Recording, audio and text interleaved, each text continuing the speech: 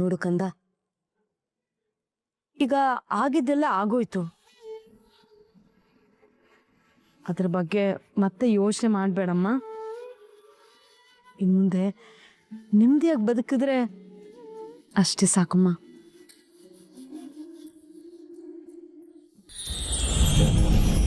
ದೃಷ್ಟಿ ಬೊಟ್ಟು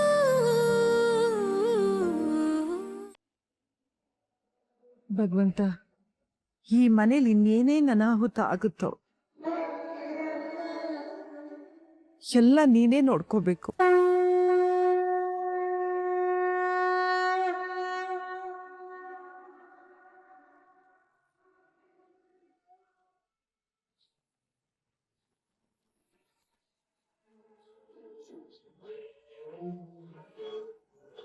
ಹೇಮಾ,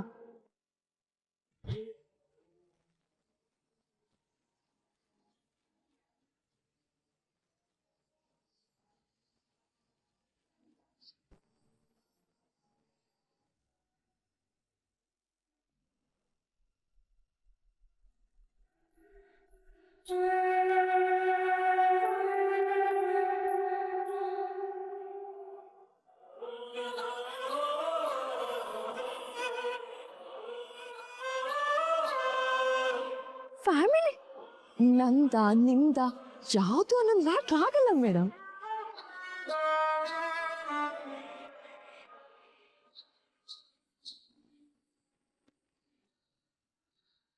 ಕಂದ,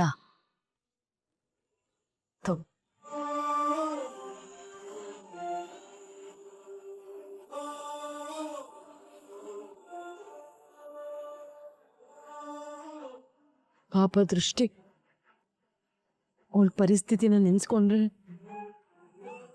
ತುಂಬಾ ಸಂಕಟ ಆಗತ್ತೆ ಕಣೆ. ಆ ಶರಾವತಿ ಬಂದು ನಿನ್ ಜೀವ ನನ್ನ ಕೈಲಿದೆ ಅಂತ ಹೇಳ್ಬೋದ್ಲು. ಅಂದ್ರೆ ನನಗಿನ್ನೂ ಇವಳ ಕೈಯಿಂದ ಬಿಡುಗಡೆ ಸಿಗ್ಲಿಲ್ವಾ? ಮತ್ತೆ ಮತ್ತೆ ನನಗೇನಾದ್ರೂ ತೊಂದರೆ ಕೊಡ್ತಾ ಇರ್ತಾಳ. ಛೇ, ಶರಾವತಿ ಮೇಲೆ ನಾನು ಏನಾದ್ರೂ ಹೇಳಕ್ ಹೋದ್ರೆ ದತ್ತ ಕೂಡ ನನ್ನ ನಂಬಲ್ಲ. ನಾನು ಏನ್ ಮಾಡ್ಲಿ? ಜೀವನ ಪೂರ್ತಿ ನಾನು ಭಯದಲ್ಲೇ ಬದುಕ್ಬೇಕಾ?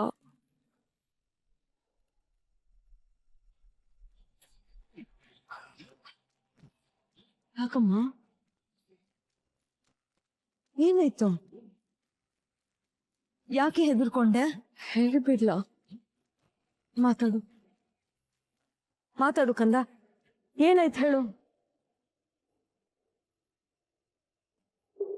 ಹೇಳಿದ್ರೆ ಆ ಶರಾವತಿ ನನ್ನ ಕೊಂದ್ಬಿಟ್ರೆ? ಏ ರೂಪಾ, ರೂಪಾ ಏನಾಯ್ತು ಹೇಳು.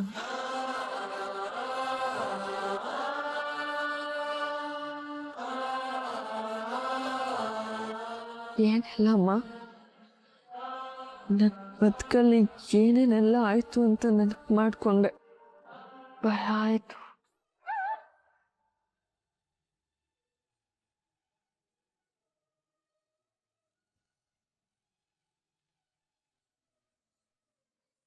ಅದೆಲ್ಲ ಯಾಕಂದ ಈಗ? ಅದ್ರ ಬಗ್ಗೆ ಯೋಚನೆ ಮಾಡ್ಬೇಡ. ಕೆಲವು ತಪ್ಪುಗಳನ್ನ ಮತ್ತೆ ತಿದ್ಕೊಳಕ್ ಆಗಲ್ಲ ಅಮ್ಮ. ಅವತ್ ನಿನ್ ಕೈ ಕಾಲು ಹಿಡಿದ್ರು, ನಿನ್ ಮಾತ್ ಕೇಳ್ದೆ ಮನೆ ಬಿಟ್ಟು ಹೋದೆ. ಯಾರ ಕೈಲೂ ಸಿಕ್ಕಿ ಮೋಸ ಹೋದೆ. ಮತ್ತೆ ಮನೆಗ್ ಬಂದೆ.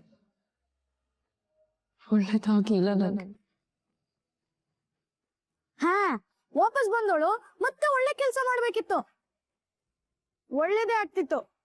ಮಾಡಿದೆಲ್ಲ ತಪ್ಪು ಕೆಲಸ, ಅದಕ್ಕೆ ತಕ್ಕ ಶಿಕ್ಷೆ ಆಗಿದೆ. ಏಯ್, ಮಾತಾಡಬೇಡ, ಸುಮ್ನಿರು. ಅಮ್ಮ, ಸುಮ್ನಿರು ಸುಮ್ನಿರು ಅಂತ ನನ್ನನ್ನು ಸುಮ್ನಿರಿಸ್ತಿದ್ಯಾ? ಆ ಬುದ್ಧಿ ಮತ್ತೆ ಇವಳಿಗೆ ಹೇಳಿದಿದ್ರೆ, ಕೆಟ್ಟವ್ರ ಸವಾಸ ಮಾಡ್ತಾ ಇದ್ದಿದ್ರೆ ಇವಳಿಗೆ ಈ ತರ ಎಲ್ಲ ಆಗ್ತಿತ್ತ?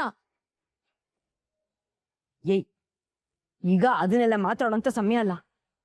ಸುಮ್ನೆ ನಿಂತ್ಕೊಳ್ಳೋ ನೀನು. ಅಮ್ಮ ಬಿಡಮ್ಮ, ಅವನು ಹೇಳ್ತಿರೋದು ಸರಿಯಾಗೇ ಇದೆ. ನಾನು ಒಳ್ಳೇದು ಮಾಡ್ಲಿಲ್ಲ, ನಂಗೆ ಒಳ್ಳೇದಾಗ್ಲಿಲ್ಲ. ಸದ್ಯ ಅಂತೂ ಒಪ್ಕೊಂಡಿಲ್ಲ.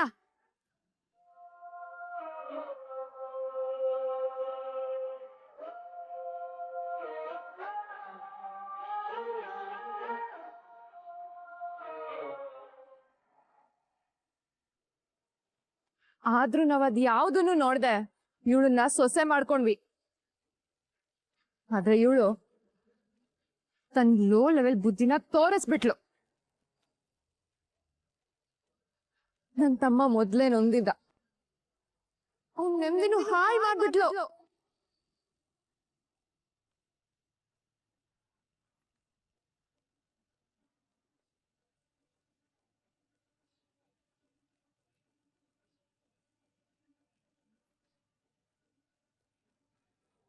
ತಗೋ,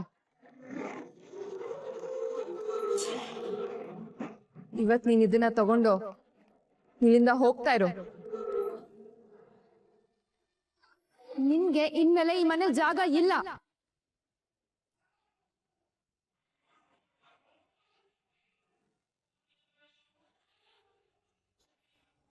ಚಿಕ್ಕಮ್ಮವ್ರೆ, ಅದೇ ಒಂದ್ಸಾರಿ ನನ್ನ ಮಾತು ಕೇಳಿ.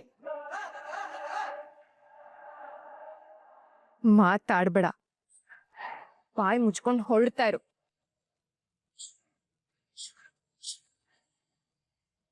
ನಮ್ಮ ಮನೇಲಿ ಇನ್ಮೇಲೆ ನಿನಗೆ ಜಾಗ ಇಲ್ಲ. ಇದೆಲ್ಲ ಹೇಳಿದ್ರೆ ಕೇಳಲ್ಲ ಅಲ್ಲ ನೀನು?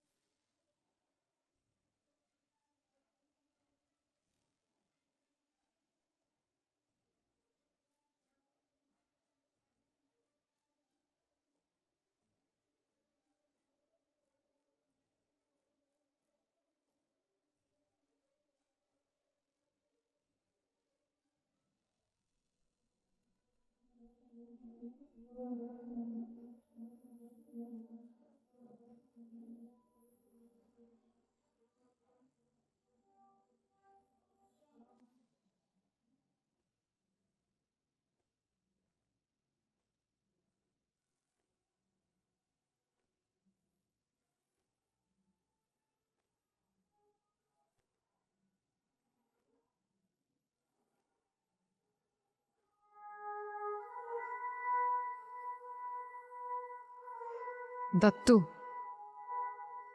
ಇವಳು ಇಲ್ಲಿರೋದಕ್ ಲಾಯಕ್ಕಲ್ಲ.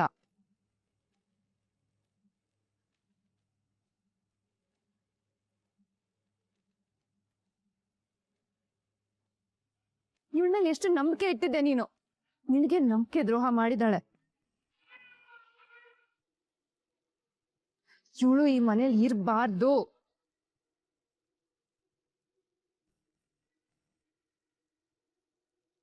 ಹೌದು, ಯಾವ್ದೇ ಕಾರಣಕ್ಕೂ ಇವಳ ಮೇಲೆ ಸಾಫ್ಟ್ ಕಾರ್ನರ್ ತೋರಿಸ್ಬೇಡ.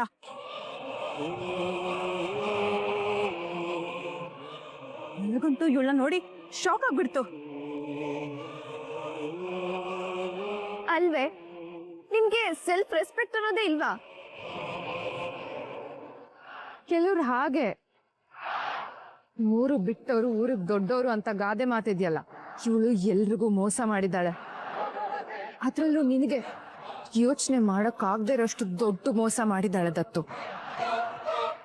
ಮೋಸ ಆಗಿರೋದು ನಿಜ, ಆದರೆ ನಮಗಲ್ಲ, ದೃಷ್ಟಿಗೆ.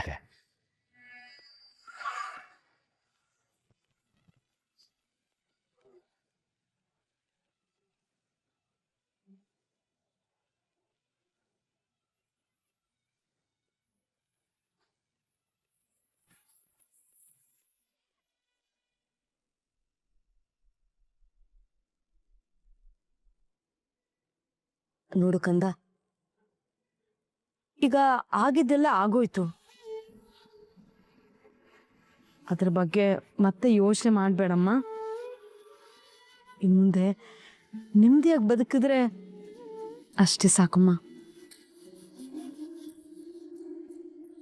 ನಾನು ನೆಮ್ಮದಿಯಾಗಿರ್ಬೇಕು ಅಂದ್ರು ಆ ಶರಾವತಿ ನನ್ನ ನೆಮ್ಮದಿಯಾಗಿರೋ ಬಿಡಲ್ಲ. ಕಡೆ ಪಕ್ಷ ದೃಷ್ಟಿ ದತ್ತಾಗೆ ತೊಂದರೆ ಆಗೋ ತಪ್ಸೋಣ ಅಂದ್ರೆ ಅದು ಆಗ್ತಿಲ್ಲ.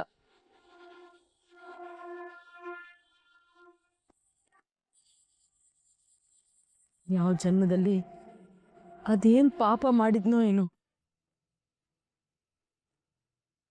ನನ್ನ ಇಬ್ರು ಹೆಣ್ಮಕ್ಳಿಗೂ ನೆಮ್ಮದಿ ಇಲ್ದೇ ಇರೋ ಹಾಗೆ ಮಾಡ್ಬಿಟ್ಟ ಆ ದೇವ್ರು. ನಿನ್ ದೊಡ್ಡ ಮಗಳು ನಿನ್ ಚಿಕ್ಕ ಮಗಳ ಲೈಫಿಗೆ ಹೋಗದೆ ಇದ್ರೆ ಅವ್ರ ಲೈಫ್ ಹೇಗೋ ಸರಿ ಹೋಗುತ್ತೆ. ಮುಂದೆ ಮಾತಾಡಿದ್ರೆ ಕೈ ಸಿಕ್ಕಿದ್ರಲ್ಲಿ ಹೊಡೆದು ಬಿಡ್ತೀನಿ. ಬಾ ಮುಚ್ಕೊಂಡಿರೋ. ನೋಡಮ್ಮ, ಇವಳಿಗೆ ಒಂದ್ ಚೂರಾದ್ರೂ ಪಾಪ ಪ್ರಜ್ಞೆ ಇದೆಯಾ? ಎಲ್ರು ನನಗೆ ಬೈತೀರಾ. ಇವಳಿ ಜನ್ಮದಲ್ಲಿ ಉದ್ಧಾರ ಆಗಲ್ಲ.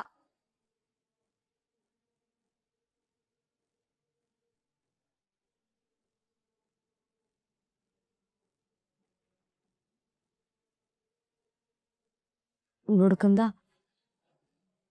ಅವನು ಚಿಕ್ಕ ಹುಡುಗ, ಏನನ್ನು ಮಾತಾಡ್ಬಿಡ್ತಾನೆ.